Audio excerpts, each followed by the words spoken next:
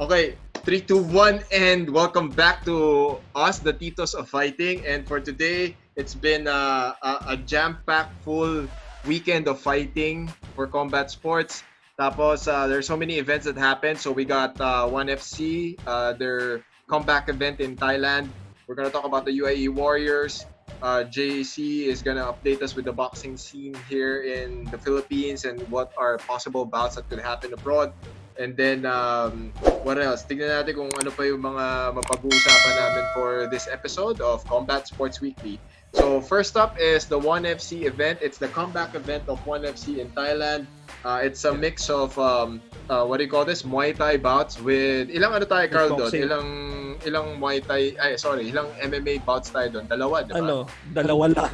Okay, so, I think yun yung co-main tsaka main event, di ba? Yeah. May kickboxing pa, bro. So then the rest are kickboxing bouts. For the most part, iba talaga yung complexity, tsaka nag-iiba yung dynamic nung laban when you use MMA gloves for either kickboxing and Muay Thai rules. Nag-iiba yung range, nag-iiba yung trajectory of punches, and at the same time, people have to get used to, like for example, you're a fighter who wants to have a career at ONEFC, you should be able to familiarize yourselves with the range and the effectiveness of using MMA gloves during training. As in, iba talaga yung difference between you're using boxing gloves while sparring tapos you're using MMA gloves. Kasi maraming suntok na lulusot. As in, maraming angles na papasok yung suntok using MMA gloves. Now, who was our Pinoy bet dito sa ONEFC? JC. That was Mark Fairtex Bellardo. Yan, si Mark Tyson Fairtex Bellardo. So Who notably does not train at Tiger Muay Thai. Allegedly. Allegedly. So we're gonna research more and get the lowdown on this kasi according to reports, sabi nila sa Tiger Muay Thai daw siya nag-train. So Good, bros. Yan, di ba? Ang weird di ba? If you're gonna use the word Fairtex and put it in your name, and then you're gonna lose, medyo, dinis-own ba to? Dinis-own ba siya? Si Michael Chavello, I don't know Yes. kung nagkamali na si Michael Chavello or Yun. So we'll try to get to the bottom of this, pero it's so unfortunate naman, natalo ka na, dinis-own ko pa ng gym mo. Hassle yun. So we'll get to the bottom of this and we'll make clarifications later on. Pero unfortunately, Mark Bellardo lost to Fabricio Wonderboy Andrade at a minute and 11 mark of the I think this is like the second round, and he lost by a rear naked choke. So unfortunate. Yeah. So back to the drawing board.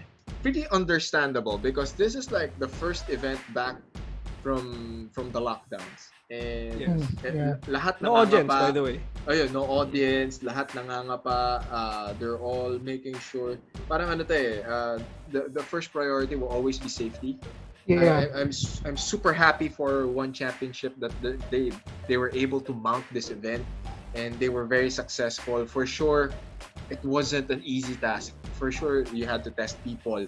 You had to pour in resources. You had to make sure that you test the fighters, the coaches, your staff on a regular basis just to make sure that everything is safe and clean. And it's very permissible for people to hold an event. For sure, you used a huge amount of your resources, and we could only, us from the MMA community, the combat sports community, can only be thankful for that you were able to do this. And for sure, there will be a lot of hiccups. And at the end of the day, you were able to pull it off. So, I mean, good job, ONEFC. Pero, I mean, I don't know if you guys noticed it, parang ang daming nangangapa during the event Diba? Even the fighters Siguro sila sanay na, Oo. audience. Iba yung atmosphere din. Yeah.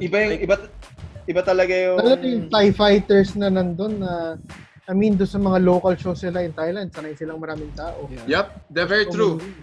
Kasi, I mean, yun yung nakita ko like the demeanor, they weren't so used to fighting in a very quiet venue. Yeah. Kasi nga naman, di ba? Even in the local Muay Thai scene, puno Oo. Notably yung parang, lalo na sa Thailand, the big stadiums, there's always gambling, di ba? Mm-hmm. Yep, parang that's the true. first round, you need to like let the gamblers take their turn na tipong, parang who looks good, nagbibet na sila. And then, tsaka ka lang, you just go in the second round after the betting is down. That's true. So for this to happen, parang, parang they had to develop a certain level of momentum and rhythm, getting into like, let's get a few rounds in, let's get a few fights in until we get our groove. Tapos yun na, parang medyo once they found that rhythm, medyo umokay na yung flow ng event, and it was not bad for an inaugural event post-COVID. I mean, post-lockdown in Thailand. Good job, Thailand, by the way, for making sure that parang na sila, parang 3 months no COVID case, diba? Yes. I mean, good job, you guys. Congrats to them, yeah. Good job. And we still have fighters there, so the Zamboanga siblings and John Andahar, so they're still there. Actually, si John nakauwi na. Nakauwi na si John. Very good. Late last week yata. Sa wakas. Okay. So, naiwan na lang yung mga Zamboanga. Si Denise tsaka si Drex. Okay. Yeah. So, they're making the most out of the entire experience. So, they're gonna put their training in. And speaking of Fairtex, Stamp Fairtex, demolishing na lang parang okay. There was an MMA match, by the way. There was an MMA match. Man, this girl is on a higher level talaga. I just don't see anybody. I mean, if it's not a title fight, it's pretty useless for her. Oh no, that's just my opinion. She's her striking is really good. Control is up there. The ground game is improving. Tapos the experience comes into play. A title fight is always yun na yung that's gonna be the next step. Kasi she just demolished this girl. Wala na. Parang okay. Parang may kalaban dyan. Okay, let me beat her up. Gusto mo lumaban kay Stamp Fairtex? Tara. Not to dismiss season. Oh yeah. It's just pero kawawa yung kalaban niya. Who the hell is she? Di ba? Kawawa talaga. Come on, guys. Parang so now it's i-broadcast na rin natin. Parang gano'n. Diba? So let's show people. So I mean that's it's good. Congratulations on her win. I expected her to win. So now it's just a gun for the title. Siya ba ang division niya si Angela Lee, diba? Tama ba? Pero sa lalaban sa title, dalawa sila ni Denise ang tinitingnan na lalaban. Yun nga, di ba? So it's either Stamp Fairtex or Denise Zamboanga versus Angela Lee. Contenders. For me as a fight fan and person who loves to analyze fights, whoever, di ba? Denise goes there, she's gonna give a good fight against Angela Lee. Stamp goes in there, she's gonna give a good fight for Angela Lee as well. They'll both provide that necessary challenge, and it's gonna be a good story to sell. And at the same time, technically speaking, they're high level and elite fighters. So that one I'm really looking forward to. There's also I'm entertained by the behind the scenes parang drama more or less between fans who want Denise to go first or want Stamp to go first. In terms of the relationship between Denise and Stamp, they're really good friends. They're amazing training partners, and they've been vocal about it. Na whichever direction goes, they're not gonna fight each other. That's a very a huge display of respect, love, and values of martial arts. But at the same time, whoever fights for the title and whoever wins, diba? Belt could stay with Angela Lee or belt goes home to Fairtex Pattaya. Diba? So so from a team perspective, it's a win-win situation. It is. And for Fairtex Pattaya, it goes to show how good their training program is. Kasi their two female fighters are vying for a title shot. Diba? Ibang yun. I mean, plus points in gym niya yun. So next up is our UAE Warriors. UAE Warriors, it's in Abu Dhabi. We're gonna discuss what do you call this? Some of the undercards were good. A lot of it, parang they really they really dug deep talaga in their roster to make this happen. So again, Some of it was just huge, head scratching. diba? Like, So sadly. huge props to UAE Warriors for making this event happen. For sure, you you high standards of testing, cleanliness, and making sure They that were everyone being is tested safe. every day. Yeah, they Every were being day? tested. Wow. Oh, they were Yeah. tested every day daw. Wow. Ang ano lang sa akin dito was I was flipping through some of the fights. Some of the fights were like okay, some of the fights were like meh.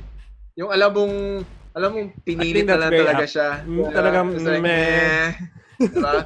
And then I was super surprised. No, diba? We were talking off air. It's like, wow, may Pinoy. Gulat ako may Yeah. Pinoy. Yeah. His name And we is tend Ray to forget there's a Nacionales. huge Yeah, there's a huge there's Pinoy a huge base in Pinoy community. Yep, that is true. So see, his name is Ray Nacionales. So Let's talk about this guy. we're trying to track down his team. So whoever's watching this, Tell us. pakisabi po sa amin, paki-comment kung anong team ba siya. Pero according to our research guy here, si JC, he's a fighter from Davao pala. Alumni siya ni anong league? DUFC, di ba? Davao Urban Fighting Championship. Yun. So Same league where who's that guy na lumaban kay sa URCC last time, si Scooby. Ayun. So yun. Pero sila ng league Davao na din. So at least, diba, we know the Davao is such a hotbed for MMA. The jiu-jitsu and the MMA scene there is growing. So at least ayan, he probably relocated to Abu Dhabi. He's training there. He's working there. Tapos yun, an opportunity presented itself and last minute replacement siya. Parang a few days notice lang. One day He did well. He did well. Yeah, okay? he did well. For a guy, It's sad that he did well. Natuwa ako sa tao yun. He's very, fight patterns are predictable. Very scrappy in terms of scrambles. Kasi nag-guillotine attempt sa kanya. Nag-anaconda attempt. Sobrang ganda na scrambles niya. He was able to escape. Nakakatuwa siya. Yun nga lang, very predictable yung striking. The guy he fought was taller than him. Unfortunately, he probably wasn't that familiar with the rules kasi nga one day notice. Di ba na ano siya, he got a point deducted. Parang hindi. he need a grounded opponent, his grounded opponent. So was that a point deduction? Or? Yeah, point deduction siya. So like, wow, sayang. So Sayang. It's also sad that he doesn't even show up on the results card. Yun nga eh, parang nagulat ako. So parang did it even happen? Come on, UAE Warriors. Event, walang lalabas. Come on, UAE Warriors. We love you on this show. But you gotta tell your IT people to update your website. Okay? Yes. So, Please. good PR, good marketing for you guys. Pero I love the production, UAE Warriors. The cage is nice, officiating's good. Tapos yun nga, syempre, no audience. So the people who were They fought in inside. the same venue ng UFC din. Yep, that is true. It's the same? Yung setup nila. Yes, Island. So good job to UAE Warriors. Of course, two notable bouts. We consider him one of our own, Dog Yum Lee, retaining his title against a very dominant performance, super dominant performance. So, ang nakalaban niya is, si Alexandro Chitoran. He's a UAE Warriors na parang homegrown talent siya ni UAE Warriors. His country is may flag. May flag pero hindi natin alam yan. Yeah. It's a weird flag. Parang yung isang anyway, sa UFC meron ding weird flags, but kind of try to figure them out. But dominant from performance from Dog Yum Lee. Yep. Romania. So Romania. Is that siya. Romania? Ayun. Kasi ang nickname niya, the Romanian Sensation eh. The Romanian Sensation. Alexandro Chitoran. So, very good performance by Dog Yum Lee. Good timing on that knee and then smothered him ground and pound until the referee stopped the fight. He was loose. He was throwing punches, he was throwing combinations, and then perfectly timed knee, ground and pound. I just really hope na he continues this streak, and then he medyo they were hyping this up kasi pinsan siya ni main Khabib. event. Si Si Usman. Usman Nurmagomedov, the Cousin. Yep. Dagestani cousin. Yep, the Dagestani cousin of Khabib. Again, another super dominant performance. Yeah. I mean, For mismatch. yeah, I Finish agree. guy was- For me, it was a mismatch. The guy had no chance. His opponent had no chance. He had So- 13 losses, di ba? Ay, 15 well, losses. 15, yeah. Ang record niya, 50%. 15-15. That's not a good percentage, bro. Diba? And Usman Nurmagomedov is 10-0. So he's still undefeated. Yeah. Very good wrestling, outside foot trip, went ground and pound, had good control. I just hope that he gets better competition in his next bout. Pero I mean, ang ganda. Dami-dami din Ang ganda. sila sa roster ng lightweight ng UAE Warriors. Maganda. So far, maganda yung performance niya. Yung naman, tawag dito, The main event. the main was event is this, I forgot the name, pero again, UAE Warriors, please update your, pero Mike Santiago Kahit sa topology, hindi updated eh. Mike updated, Santiago man. was defeated by a Brazilian. I think he's also a replacement fighter. His surname is Machado. So he Dito got si Bruno Azeredo. hindi to, not As this it guy. says on the Not So, this guy. So yun, he got beaten by, he got choked out, as in tulog. Yeah. Tulog, So- yeah. Didn't even tap. Yep, didn't even tap. So they have a new UAE Warriors lightweight champion.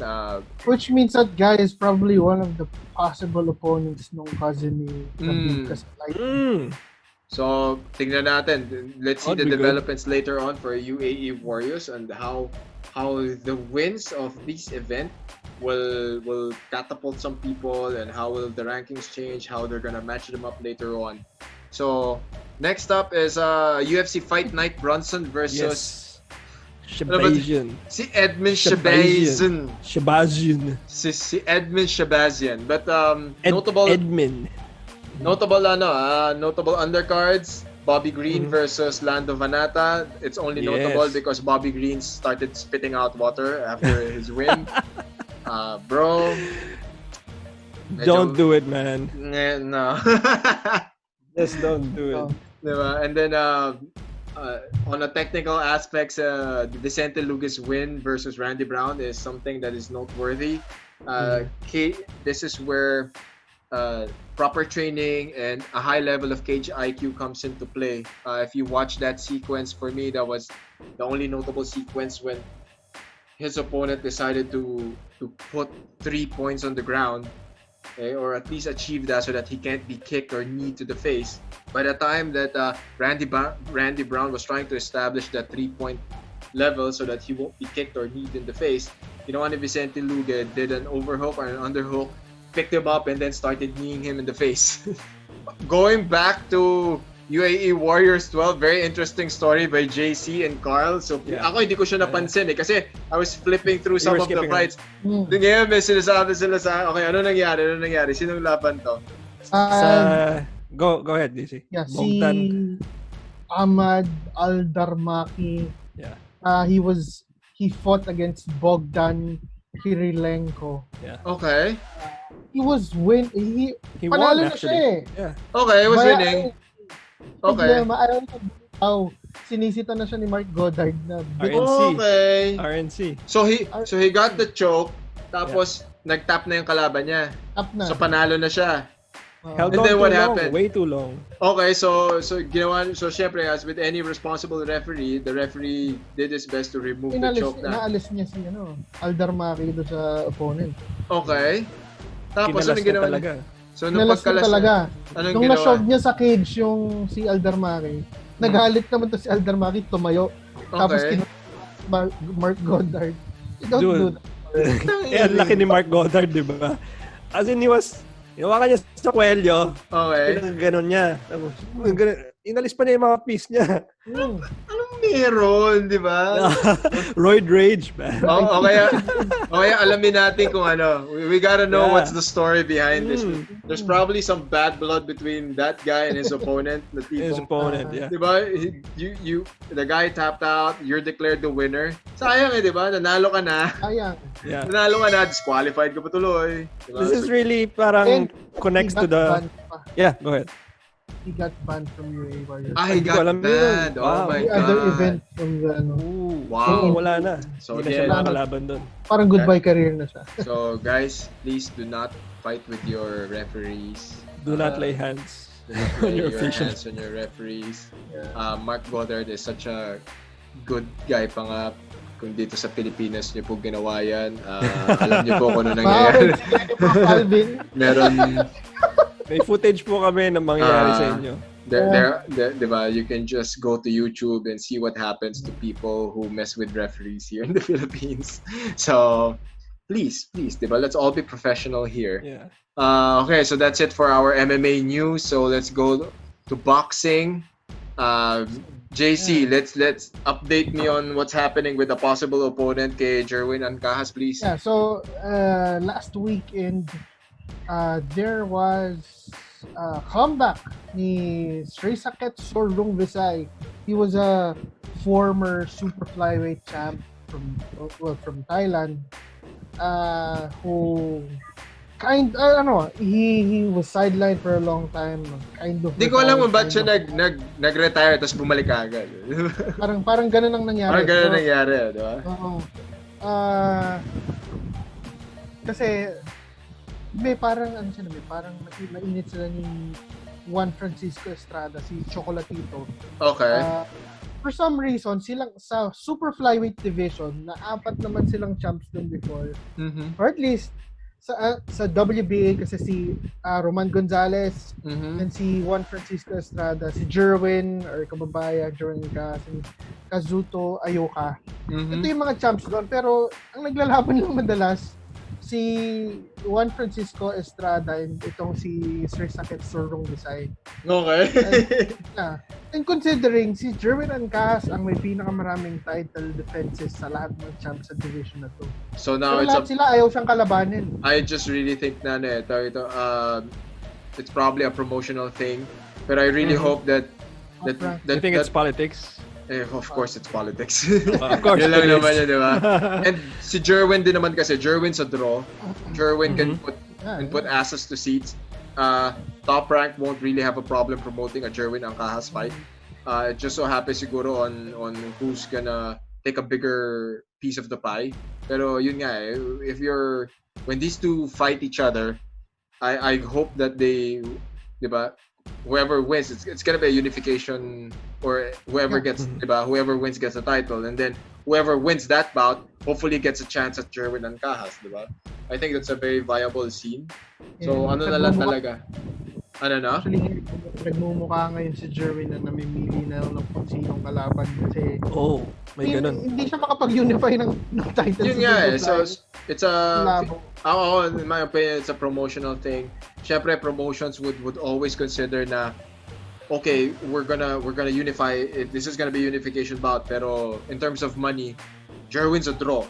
Diba? I don't know about the other guys. Alam ko dito siya nagtitrain pa rin ngayon eh. Nag-aantay siya ng call from top rank tapos kung sinong ibibigay na kalaban sa kanya. So yun. Ako, if I were Jerwin's camp, okay lang yan. Just keep training, keep getting better, improve on your technical proficiency. Tapos just be ready when top rank calls. Kasi for sure, when combat sports is probably like the only industry ngayon that's really thriving. Kasi wala we got it figured out, like from the testing, where to put people, diba? And then syempre when you're fighting, you're only gonna be surrounded by your camp. So alam mo na kagad na in terms of mingling and in terms of traceable isolating people, it's very traceable. Diba? That's why combat sports was able to make a comeback right away. So I mean, in as much as we want other sports to come back, the combat sports is paving the way for that. So Can't do What else do we that for got? basketball.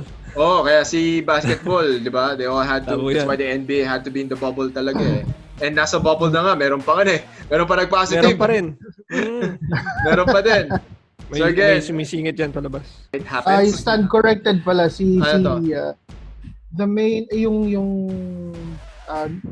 number one sa super flyweight niyan is si Juan Francisco Estrada. His nickname is El Gallo. El Gallo. Tito is number 2 sa ranking. Si Sorong Visay is number 1. So mukhang possible maglaban sila for number 1 contender. So it's gonna be who? Sorong Visay and si Roman Gonzalez. Roman Gonzalez. Not bad. That's not bad. Pretty good matchup. So we'll see how. So feeling ko talaga this is a tune-up fight for Sorong Visay to see where he is at, and then the amount of preparation that he needs for whoever is gonna be in front of him next. Pero ako, make others fight and then set them up with Jerwin para from a marketing perspective and to sell seats and to sell the fight, mas magandang storyline yan. Okay, next boxing news natin is a tweet that sent shockwaves for a while. Madami kinilig dyan. For a while. So the tweet said tinatanggap ko, which was obviously a good in reply to our very own Manny Pacquiao. So I don't know if McGregor's doing a Mayweather plot twist na he's trying to get the pulse of the public, di ba? Pero ang nangyari kasi initially, he tweeted in English na I accept. I accept. Di ba, ang gumamon sa kanya last is si Chamav. Si Kamzat Chamav. Kamzat Chamav. Tapos, nag-reply siya ng I accept. Bigla nawala yung tweet and then bigla naman napalitan ng Tagalog. Tinatanggap ko. Tagalog. So, it's a huge money fight for sure. Diba? It's a good career move for McGregor. It's a good career move for Manny. It's a win-win situation. Now it's just a matter of how top-ranked MP Promotions and Dana White will agree to the terms and conditions of this bout. I think si Pacquiao yata is under MP Promotions and Di ba DAZN na yata. Hindi, wala na siya sa talaga. So Dazin na siya? Wow. Dazin na or that's big, another... Teka lang, naano doon wala na siya. Teka. Mind blown, Teka. Tingnan natin ang ating trusty friend na si Google. Well, guys, ang tanong ko is, kung yung Mayweather-McGregor circus, ganun, how is Manny going to sustain that kind of trash talking? Pacquiao is gonna be forgiven. Ayaw ni Pacquiao ng trash talking. Diba? So wala, nakaupo lang si Manny, walang... The same way that Mayweather did the talking for the Pacquiao Mayweather fight, McGregor's gonna do the same. Pero ito nga lang, McGregor's gonna be more crass. He's gonna be for sure. He's gonna have more swag. He's gonna be louder, diba? Yeah. So it's gonna be very entertaining for sure. Yeah. And at the same time, kung talagang if they're gonna both take this seriously, which I hope they will, and I think they will, it's gonna be someone who's a long-range fighter kasi yung reach ni McGregor is very long, and he's gonna fight someone who's gonna engage him. McGregor's gonna fight someone who's gonna engage him. Pacquiao never backed out of an engage. He never backs down, diba? You engage him, he's gonna go with you. Yun yung difference. Kasi the Mayweather and McGregor fight, Mayweather was still a counter-puncher. Diba? He was just waiting. He was countering, he was waiting, he was very calculative. This one, Pacquiao always engages. And McGregor will probably the one who's gonna fight the counter-puncher role. Diba? The counter-fighter. So now that's yun, change. It's a big change for him. And we're gonna see how is he gonna react to the speed, the power, the angles that Pacquiao will unleash upon him. As boxing analyst, honestly, did did McGregor do well against My, Fred my, debut? my take on that is, nilalaro lang siya ni Mayweather. So, Ano yun eh? okay. Ito yun Parang binigay na, sige, magpatama ka, tignan natin. Okay. I completely agree with JC. Alright. Mayweather treated it like a sparring session. Sparring session. He wasn't. I mean, kasi, So there was an amount of kalaban disdain mo. there. Definitely. Okay. McGregor really had no chance to survive yun. So, Yeah. Okay. nagbigay ng maraming rounds sa kanya. I don't know where they got that. Pero tsaka Mayweather played it smart. He knew that McGregor wasn't really keen to the pace of boxing. He knew that he would gas out. He knew that McGregor will always go for that knockout punch. And they're using boxing gloves. So all Mayweather had to do was keep his defenses up, work on angles. If you watch the fight again, he knew that he already after the first round, he knew McGregor's number already. Could have finished the fight early if you want. Yep. He knew, nakita niya na he knew of the timing, he knew where the punches were coming from, and he was just there for the ride. Parang, okay, let me level. Just let me gas this guy out. Totoo naman, by the 6th round, fatigue was setting in. Tama ba? By the 7th, 8th round, wala na. Niligpit niya na si McGregor.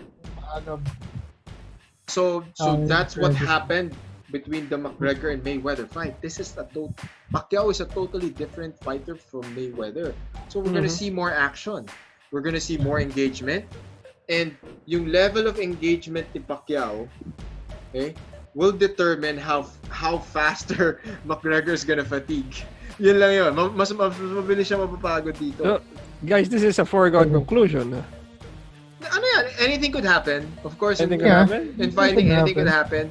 Pero as a fan, I'd watch this fight more. Mas gusto ko siya. Okay. Mas interesting siya for me. Kasi now, McGregor's gonna climb inside the ring against someone who's gonna fight back. Yeah. Someone who's not gonna wait for him to punch or for him to tire out. This guy is, diba, even at 40 years of age, Pacquiao's style never changes. He's still gonna go after you. So let's see how it goes. Diba? You just imagine, diba, the impact of a McGregor knockdown caused by a Pacquiao flurry. Isipin mo na lang yung audience impact nun. Diba? And then, on the flip side, diba, the amount of shock, diba? And the amount of shock and awe that will happen if McGregor knocks down Pacquiao. Diba? So it's a huge diba? It's a huge what if. Diba? Sobrang laking what if niya on both sides. So if this happens, marami tayong panonoorin. Marami tayong panonoorin nito. True. Diba? So, anything else, guys? Carl, do you have any ano pang pwede natin pag-usapan dito? There was a training video recently na lumabas about si Paulo Costa training for Israel Adesanya. Oh. And it looks like he significantly slimmed down. Okay. And gotten faster. So it's just interesting to me. I hope he makes weight talaga. Yeah. I want yeah, him kasi to ang laki niya, 'di ba? Ang laki. And proven like itong napag-usapan natin, Derek Brunson versus Sebastian.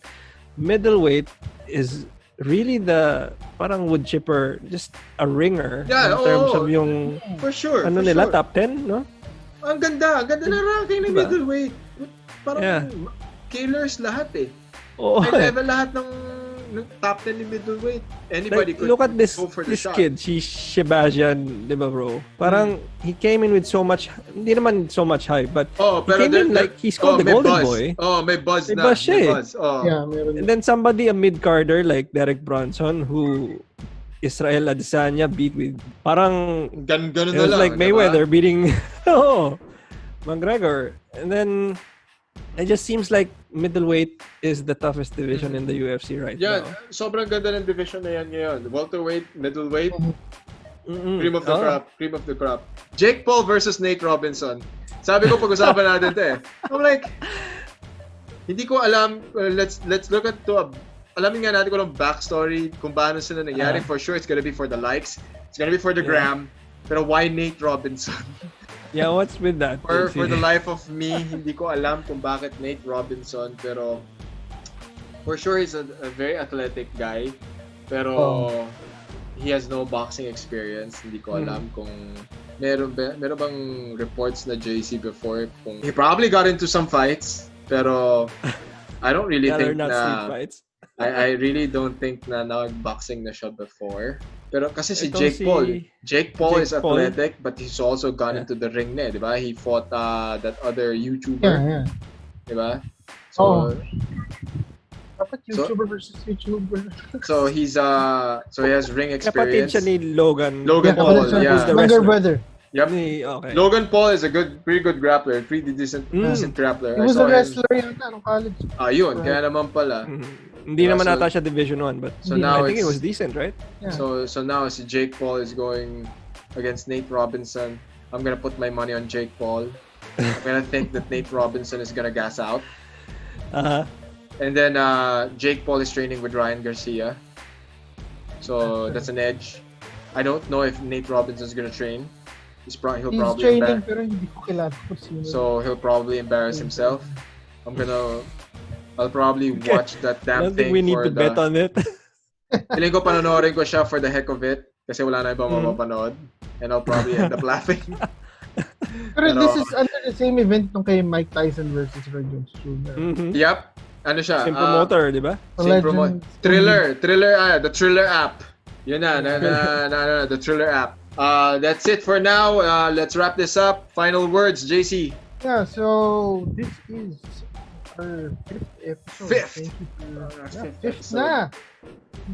Nung una, kinagkwentuhan lang natin ito. Ngayon, 5th episode na. Thank you for continuing to support Combat Sports Weekly. For any updates, dito na kayo manood na sa ibang. Yep, we're gonna make things happen. We're gonna make things happen. Carl. With so many other. Yeah, thank you guys for listening again. Unusually enough, sabi nga ni Coach Franco, ang dami ng this week alone, ang daming nangyari sa MMA and sa just the fighting world in general. UAE, ONEFC, ONE Championship, and UFC. Yep. We still have Ryzen and the next UFC fight night. Yep. Ngayon, Combat balik na sila sa Sports Vegas. is back. Diba? The only sport to do it. Like team sports. Sorry, guys. Diba? Eventually, we'll get into the groove. Eventually. Okay. And mo kung pati sa local boxing and local MMA. Yeah, I wanna see local boxing. Oh. I saw an interview ni Chairman Mitra recently. 2 days ago, where he mentioned considering na sila parang balak na nila, yeah. Since, that's good. Naman nila yung boxing, so why not MMA? Why not UFC? Yep. So please, we're gonna for sure we can do the same things. We can definitely use the same precautionary measures. And yun nga, when it comes to combat sport kasi, it's easier to contact trace. People will not mingle. Because fighters will stick with their camps, and if you tell them to stay in that place, stay in that area, they're all gonna follow. Okay? Because at the end of the day, we all want to be part of a successful event, and we want to be part of that community that beats this whole damn thing. Okay? We just want everything to go back the way they used to be, and we're gonna end the show on that note. So guys, thank you so much for listening and watching to us. We've been having consistent feedback, and we're very, very thankful and grateful to you guys for watching and listening to the show. Please follow Destroy MNL on Facebook and on Instagram. My podcast is Coach Franco Says. I'm on Facebook and Instagram as well. So with that, okay, we will see you next week for more Combat Sports updates. Bye-bye. Hey, what's up, everybody? This is a bonus clip for Combat Sports Weekly Episode 5. I was able to talk to Do-Gyum Lee after his win, successful title defense in the UAE Warriors. I asked him a few questions. How did he feel retaining his title? How was it fighting in UAE Warriors? And what's next for him? Hello. 안녕하세요. 이도겸입니다. 요번에 아랍을 대표하는 우리 UAE Warriors라는 단체에서 제가 1차 방어전을 하게 되었고요. 상대는 루마니안 선수인 알렉산드로 치도란 선수랑 제가 시합을 하게 되었어요. 이제 여러 가지 시합을 열심히 준비를 했는데 이번에도 운이 좋게 제가 1라운드에 플라잉 니킥으로 승리를 거두게 되었습니다. 네. 일단은 시합을 이제 이기게 돼서 기분이 억수로 좋고요. 너무 좋습니다. 그리고 요번에 시합을 하기 전에 좀 이렇게 코로나 때문에 이제 시합이 언제 잡힐까 이런 막연함, 그런 게 있었어요. 근데 이렇게 시합이 잡히게 되고 이렇게 승리를 할 수 있게 되어서 굉장히 기분이 좋고요. 그리고 상대도 저보다 한 체급 위의 선수였고, 또 붙어보니까 시합이 빨리 끝나서 어떻게 생각하실지 모르겠지만 시합이 빨리 끝났지만 상대는 굉장히 강했습니다. 그 힘도 완력도 굉장히 좋은 선수였고요. 근데 이번에 제가 연습한 대로 잘 풀려서 너무 기분이 좋고, 지금 현재 제 고향 대한민국 부산에 돌아와서 편안하게 좀 승리를 즐기고 있습니다. 이제 다음 상대, 저는 뭐 딱히 누구랑 싸우고 싶고 막 이렇게 사람을 이렇게 어떤 특정인을 이렇게 목표로 이렇게 운동을 하지 않습니다. 처음부터 그랬고 지금까지도 어떤 특정인을 누구랑 싸우고 싶다 뭐 이렇게 뭐 생각하는 상대는 아직까지는 없고요.